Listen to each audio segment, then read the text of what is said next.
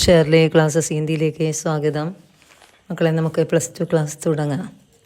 കഴിഞ്ഞ ക്ലാസ്സിലെ മുർഗി ഉഫ്ർ ബുലാക്കി എന്ന പാഠഭാഗം പഠിച്ചു.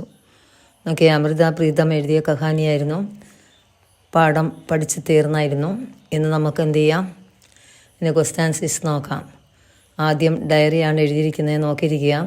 രാജവന്തിനെ മുർഗി കെ ബാരെ മേ സോച്ചത്തെ ഇസ്മേ അപ്പനി ഡയറി ലിഖേ. രാജവന്തി മുർഗിയെപ്പറ്റി ചിന്തിക്കുന്നു. ഇസ്മ എന്ന് വെച്ചാൽ ഇതിനെപ്പറ്റിയുള്ള അവരുടെ ഡയറി തയ്യാറാക്കുക. ഡയറി എഴുതുന്ന ഫോമാറ്റ് നമുക്കറിയാം. ഡേയും ആഡ് ചെയ്യുക. അതിനുശേഷം ഞാൻ പോയിൻ്റായിട്ട് എഴുതിയിരിക്കുന്നു. നിങ്ങളത് പാരഗ്രാഫായിട്ട് എഴുതി കൊടുക്കണേ. ഓക്കെ. ആജ് കെ ദിൻ മുझे കൈ യാദേം ആ രഹി ഹേ. ഇന്നത്തെ ദിനത്തിൽ എനിക്ക് ഒരുപാട് ഓർമ്മകൾ വന്നുകൊണ്ടിരിക്കുന്നു. ഹമാരി മുർഗി ചലി ഗയി വഹ ബഹത്ത് പ്യാരി ധി. ഞങ്ങളുടെ മുർഗി ചലി ഗയി പോയി. അവൾ വളരെയധികം സ്നേഹമുള്ളവൾ ആയിരുന്നു. മേരാ ബേട്ട കുമാർ കോ അപ്പനാ ബേട്ട മാൻകറെ പാൽത്തി ധി. എൻ്റെ മകനായ കുമാറിനെ അവൾ സ്വന്തം മകനെ പോലെ പാൽത്തി ധി വളർത്തുകയും ചെയ്തു. 12 വർഷ की उम्र में पिता के साथ आई. 12 എന്ന് വെച്ചാൽ 12 വയസ്സ്, ഉമ്ര എന്ന് വെച്ചാൽ വയസ്സ് ഉള്ളപ്പോൾ അവൾ പിതാവിൻ്റെ കൂടെയാണ് ആയി വന്നത്. പിതാനെ ഏക് ദുജാക്കി സാത്ത് ഷാദി തയ്ക്കിയ. പിതാവ് രണ്ടാം വിവാഹക്കാരൻ്റെ കൂടെ അവളുടെ കല്യാണം തയ്ക്കിയ തീരുമാനിച്ചു. ഉസ്കോ അച്ചി നഥി. അവൾക്കത് നല്ലതായി തോന്നിയില്ല. രാത് മേ ഷഹരി ലടുക്കയ്ക്ക് സാത്തെ ഫാഗുകൈ.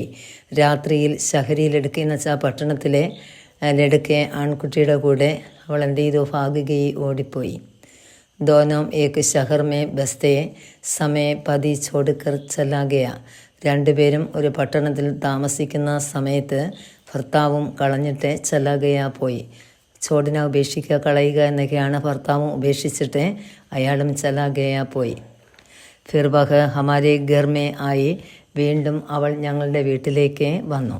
മെയിം കുശിസെ കോട്ടരിക്ക് ചാബി ധി. കുശി എന്ന് വെച്ചാൽ സന്തോഷം, കോട്ടരി മുറി. ഞാൻ സന്തോഷത്തോടെ മുറിയുടെ ചാബി ധി നൽകിയല്ലേ കൊടുത്തു. ആജ് ഉസ്കി ലാശ് നഹലാത്തെ സമയ ചാബി ഉസ്കെ ശരീർ പർ ജക്കം ദിയാ ദേഖ.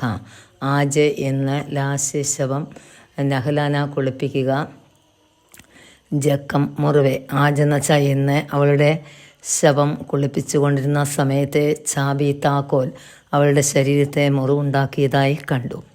അതായത് എന്നും ആ കുട്ടി ശരീരത്തോട് ചേർത്ത് ചാബി വസ്ത്രത്തുമ്പിൽ കെട്ടിവെക്കുമായിരുന്നു. അതുകൊണ്ടാണ് ജക്കം ഉള്ളതുപോലെ തോന്നിയത്. അബ മുർഗിക്ക് സുന്ദർ ചേഹര മേരെ മൻ മേ ഹസ്കർ രഹേഗ. അബ ഇപ്പോഴും മുർഗിയുടെ സുന്ദരമായ മുഖം എൻ്റെ മനസ്സിൽ ചിരിച്ചുകൊണ്ട് ഇരിക്കുന്നു. തുമാരി ആത്മാക്കേലിയെ മേം പ്രാർത്ഥന കർത്തിഹും. നിൻ്റെ ആത്മാവിന് വേണ്ടി ഞാൻ പ്രാർത്ഥിക്കുകയും ചെയ്യുന്നു.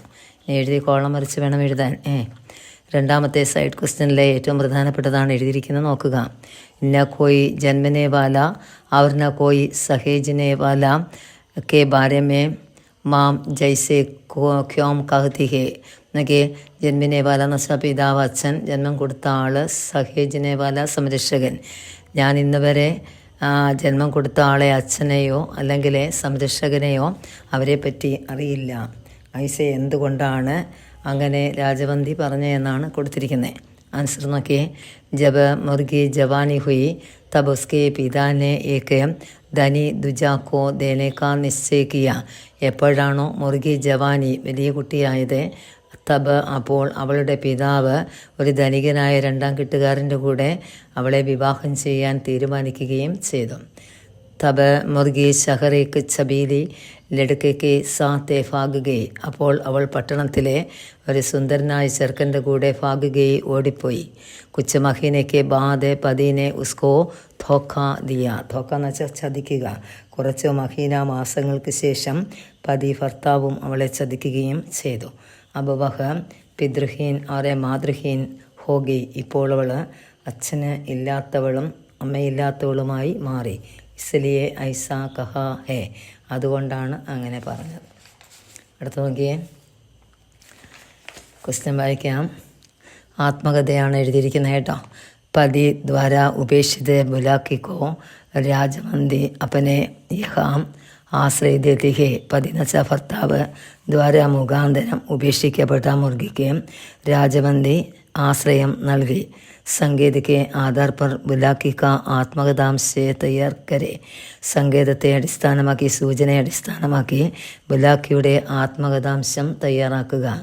എക്സാമിന് ചോദിക്കാൻ കൊള്ളുന്ന ക്വസ്റ്റ്യൻ തന്നെയാണ്. ആത്മകഥ എഴുതുമ്പോൾ ടൈറ്റിൽ ആഡ് ചെയ്യണം. എന്നൊക്കെ മേരാ ദൂസര ജന്മം എന്ന് അതിൻ്റെ ടൈറ്റിൽ കൊടുത്തു, എൻ്റെ രണ്ടാം ജന്മം. എന്നിട്ട് അതിന് താഴേക്ക് ബാക്കി കാര്യങ്ങൾ എഴുതണം. സച്ച് യഹ മേരാ ദൂസര ജന്മഹേ. സച്ച് എന്ന് വെച്ചാൽ സത്യത്തിൽ ഇതെൻ്റെ രണ്ടാം ജന്മമാണ്. യഹാം രാജവന്തി മാം ഖേ ഗർ കി നൗക്കരി കെ ലിയെ മേം ആയി. ഇവിടെ രാജവന്തി അമ്മയുടെ വീട്ടിലേക്ക് നൗക്കരി ജോലിക്കാരിയായിട്ടാണ് ഞാൻ വന്നത്.